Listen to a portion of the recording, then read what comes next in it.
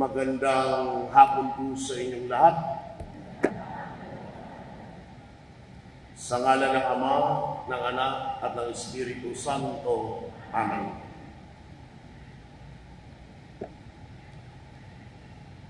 Kahapon, pinagnilayan natin mula sa salaysay ng Ebanghelyo ang mga palatandaan ng tunay na lingkod. Dahil ang Ebanghelyo ay patungkol kay Jesus bilang dakilang lingkod. Nang layunin ay matutunan natin paano maglingkod at hindi lamang basta maglingkod kung hindi maging katulad ni Jesus na mabuting lingkod. Ngayong Biyernes Santo, sa mahabang salaysay ng Ebanghelyo at sa una at ikalawang pagbasa, ito ang ating tema. Ang suriin ang mga katangian ng mabuting tagapagligtas. Bakit? Dahil kung ating babalikan ang una at ikalawang pagbasa mula sa liturhiya na ating napakinggan, ipinababatid sa atin doon na nangyari ang lahat ng ito upang iligtas tayo. At maliwanag na ang nagliligtas at nagligtas sa atin ay walang iba kung hindi ang Panginoong Kristo. Kaya nga ang katanungan ay, ano-ano ngayon ang mga palatandaan ng tunay na tagapagligtas? Tatlong palatandaan. Una, buo ang loob na ipagkaloob ang sarili. Yan ang ating napulot mula sa unang pagbasa na ating napakinggan. Sinabi sa unang pagbasa, tiniis niya ang hirap na dapat tayo ang magbata. Gayon din ang kirot na tayo sana ang lumasap. Akala natin ang dinanas niya ay parusa sa kanya ng Diyos. Dahil sa ating mga kasalanan, kaya siya nasugatan. Siya ang binugbog dahil sa ating kasamaan. Tayo ang gumaling dahil sa pahirap na tinamo niya at sa hampas na kanyang tinanggap. Mga kapatid, mapapansin ninyo na ang propesiyang ito ay mula pa kay Propeta Isaías. 1000 taon bago dumating si Jesus. Yun na ang ipinagkaloob na propesiya ni Isaías upang ipagbatid na ang tagapagligtas ay dadaan ng lubos na sakit at hirap sa pamamagitan ng pagkakaloob ng kanyang sarili. Ikalawa,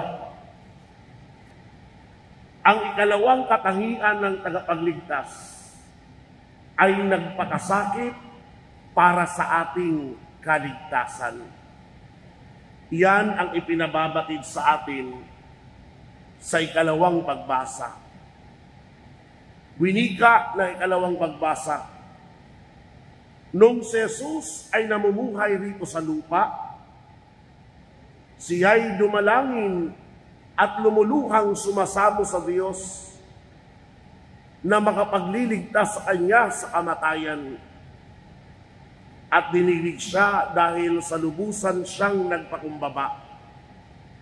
Bagamat siya'y anak ng Diyos, natutuhan niya ang tunay na kahulugan ng pagsunod sa pamamagitan ng pagtitiis.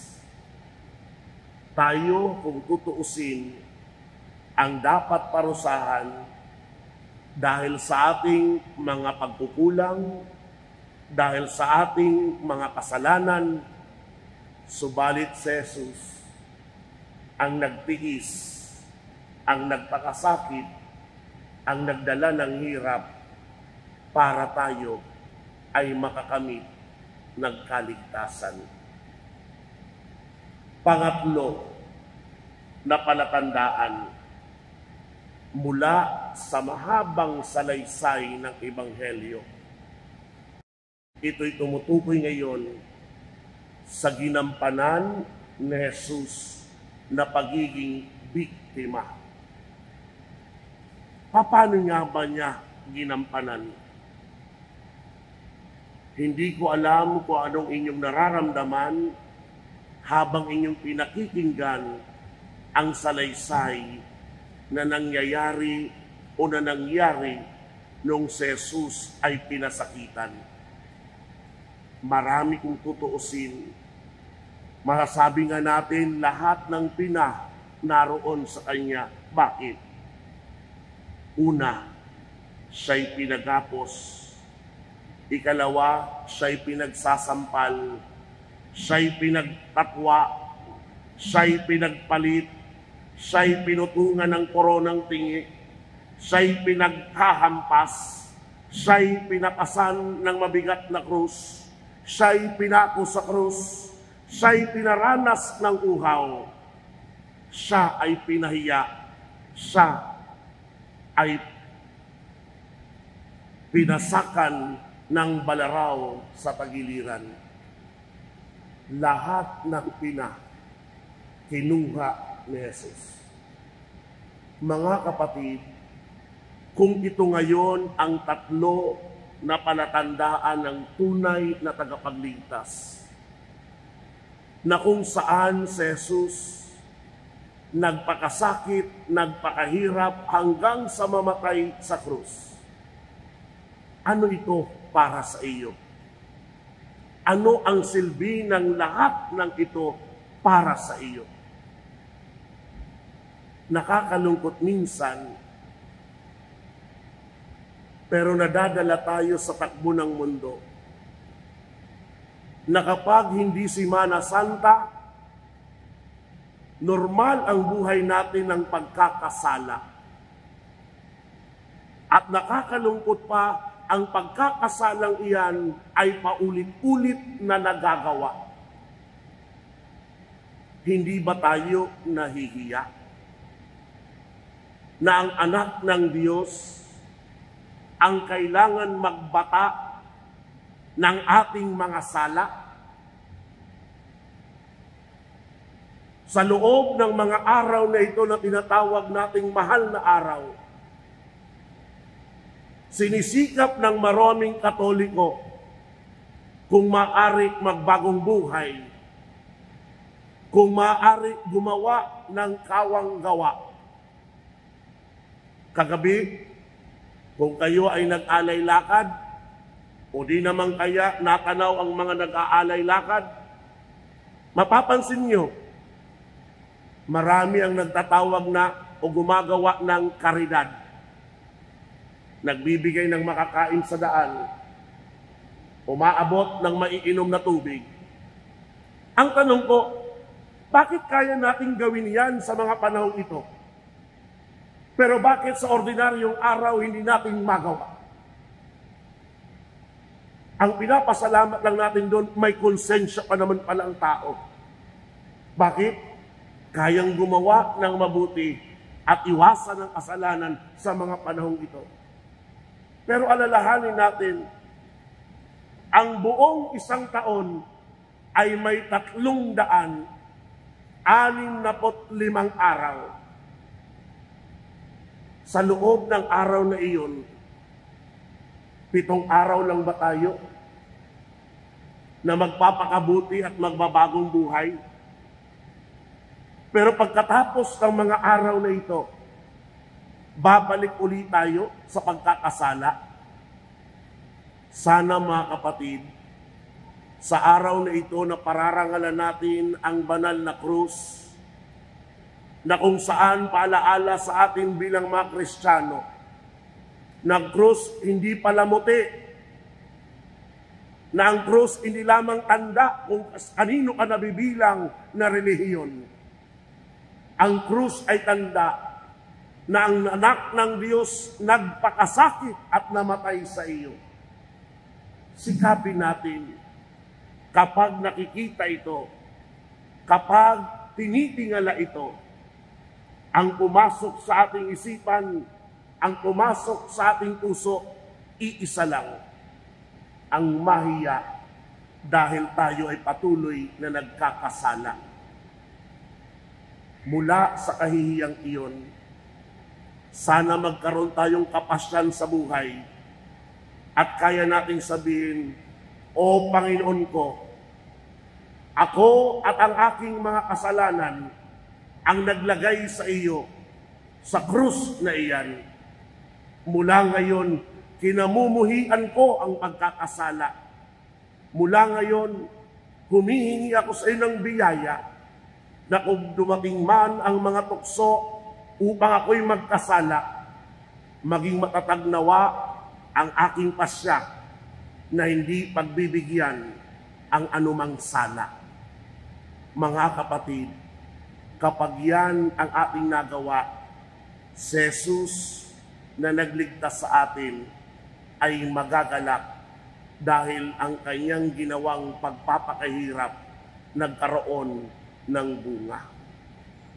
Kaya naman sa araw na ito, na ating pinagninilayan si Kristo na ating tagapagligtas, na kung saan napulot nating aral mula sa pagbasa ang mga palatandaan niya bilang tunay na tagapagligtas. Una, buo ang loob na ipagkaloob ang sarili. Ikalawa, na nagpakasakit para sa ating kaligtasan. At ikatlo, ginampanan niya ang pagiging biktima. Magpaalaala nawa ito sa atin na mula ngayon at kailanman, kamuhian at kasalanan at gumawa ng maraming kabutihan. Dahil alalahanin natin ang tunay na tao na nagnanais magpakabuti. Dalawa ang ginagawa. Una, pagsisihan ang kasalanan. Kaya nga tayo nangungumpisal. Ikalawa, matapos ang pangungumpisal, ang gagawin natin ay huwag nang balikan ang kasalanang paulit-ulit na ginagawa at tiyakin na gumawa ng maraming kabutihan. Bakit? Dahil darating ang araw na ang hihingin sa atin ng Panginoon, hindi lamang ang mga kasalanang pinagsisihan. Ang hihingin sa atin ng Panginoon ay kung ilan ang nagawa nating kabutihan dito sa mundo. Sikapin natin bilang mga Kristiyano ng paggawa ng mabuti, hindi lamang sa mga araw na ito, bagkus gumawa ng mabuti sa lahat ng oras ng araw sa mga natitira nating buhay habang tayo naglalakbay dito sa mundo. Amen. Sa ngalan ng Ama, ng Anak, at ng Espiritu Santo.